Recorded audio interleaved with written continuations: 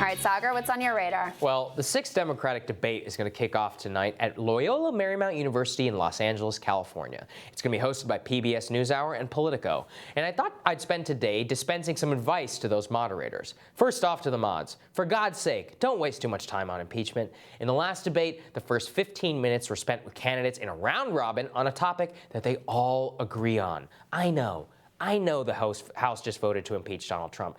Guess what, folks? Nobody cares, especially those people who are watching a Democratic debate and have already made up all their minds on the subject. Another piece of advice to the moderators: ask the questions to the right candidates. Please don't waste our time with stupid questions like this one. Rachel? Chants of "lock her up" are still heard at President Trump's rallies today. Now, some opponents of the president are turning the same slogan against him. They've chanted "lock him up" at a recent World Series game in Washington and at a Veterans Day event in New York, and Senator Sanders at least two of your campaign events recently. Senator, should Democrats discourage this, or are you okay with it? Hard-hitting stuff there. Also, please don't call on Andrew Yang and ask him what he would say in his first call with Vladimir Putin, even though he had a pretty funny answer. And please don't try to set up fights that nobody asked for, like Pete Buttigieg versus the late Beto O'Rourke.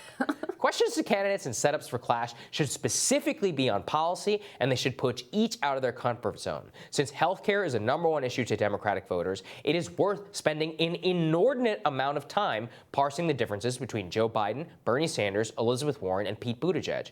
Past debates have set up the Medicare for All discussion as Pete Buttigieg versus Elizabeth Warren, and uncritically saying that the Massachusetts senator is running on the healthcare plan, like this. Let's talk about Medicare for All. Senator Warren, you are running on Medicare for All. Democrats have been winning elections even in red states with a very different message on health care, protecting Obamacare. Democrats are divided on this issue. What do you say to voters who are worried that your position on Medicare for All could cost you critical votes in the general election?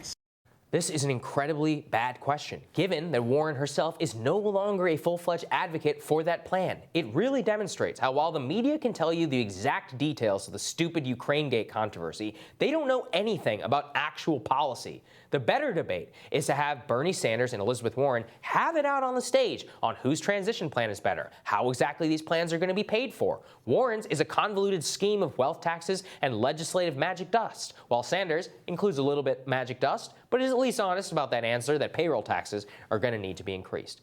This is the central divide over the actual policy of Medicare for All. And on top of that, Joe Biden and Pete Buttigieg can be called on to contrast. And speaking time is another crucial area that moderators need to be equitable on. The 7 candidates on the stage include Andrew Yang, Mayor Pete, Elizabeth Warren, Bernie Sanders, Joe Biden, Amy Klobuchar, and Tom Steyer. This time around, the mods will be tempted to give disproportionate speaking time to the top 4 candidates and Amy Klobuchar, while relegating Tom Steyer and Andrew Yang. This is a huge mistake. There's no more overrated media creation than Amy Klobuchar's brand of centrism, and her speaking time only reflects that the moderators are generally familiar with her brand of politics. Yang, and I guess Steyer, since I want fairness, need to be given their fair shot. Last time around, it took 30 minutes for him to get called on, and he got a grand total of 6 minutes of speaking time, despite the fact that Cory Booker wouldn't really shut up. Well, Yang's on the stage this time around, and Cory isn't. So it's time that they at the very least give him his due to contrast his theory of the case in depth with Elizabeth Warren on automation, challenge people who have snickered at him like Pete Buttigieg to offer a solution to the problems he has identified. And finally, let's actually get some tough questions that we know are going to be general election topics. The candidates have decided they're going to gingerly dance around Hunter Biden's corrupt role on a Ukrainian energy company board while his father was vice president. That doesn't mean the press shouldn't, hold him to account. And Elizabeth Warren has danced through 5 Democratic debates so far without a single question about her fake Native American heritage. Mayor Pete, well, he's yet to be excoriated on stage for faking black endorsements in the state of South Carolina. If any of those people become the nominee, you can be certain we're going to hear plenty about it in the general election. Don't we deserve to hear about it now? Anyways, that's my 2 cents on how the debate should go tonight. I'm not really optimistic that we're going to get anything really good out of it, but Chris and I are going to be here to break it down at 7:30 p.m. Eastern Standard Time. I mean, the good news, Saagar, is that after how terrible the last debate was, it has to be better than that, Yeah, right? that's true. I mean, I guess Only at least, up that we can go. At least we can only go up from that and how your first phone call with Putin will be, and Your rally ignoring chants. Andrew Yang and Tulsi Gabbard, the only candidates with actually something to say. But I digress. Yeah. I mean, the real thing here is just what they need to do is is that they need to actually have people dig into the policy. So much of it is just beltway BS. Yeah. Impeachment. What are you going to do when you're thinking about Vladimir Putin? They don't, again, these moderators didn't know the difference on Medicare for all between Bernie Sanders and Elizabeth Warren. They just they don't understand Which has been a key storyline. of her drop in the polls. Absolutely, Same it with Pete has been. Buttigieg. I mean,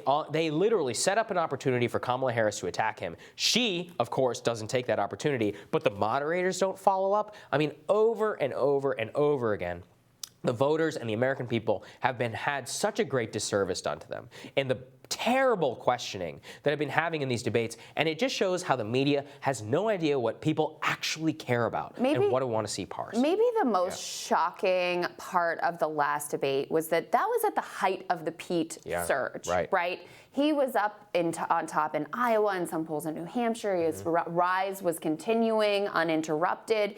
And The Intercept, our friends, Ryan Grimm, had just dropped this piece about him faking black endorsements. I mean, this is devastating, goes to the core of the fact that he has zero support in the black community, that his campaign has sort of tried to pin that on homophobia, blaming the voters rather than, of course, looking at why they may not be appealing to this community. I thought for sure they would have to ask him something about it.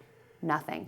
Not a word. Nothing. They kind of rolled the ball to Kamala like they wanted her to do it, and when she refrained, they just moved right on.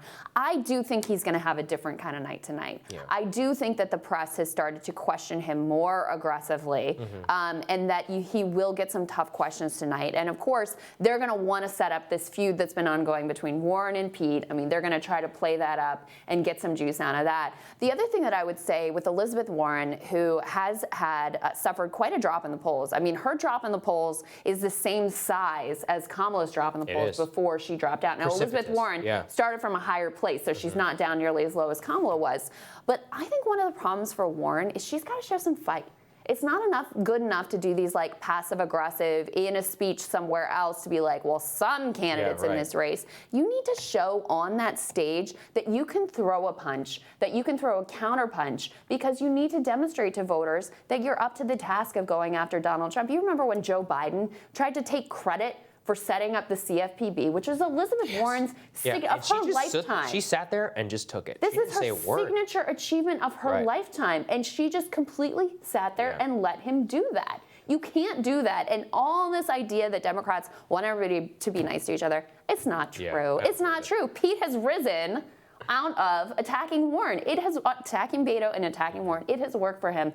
People want to see a spark, so that is my advice to the candidates tonight. Exactly. All right.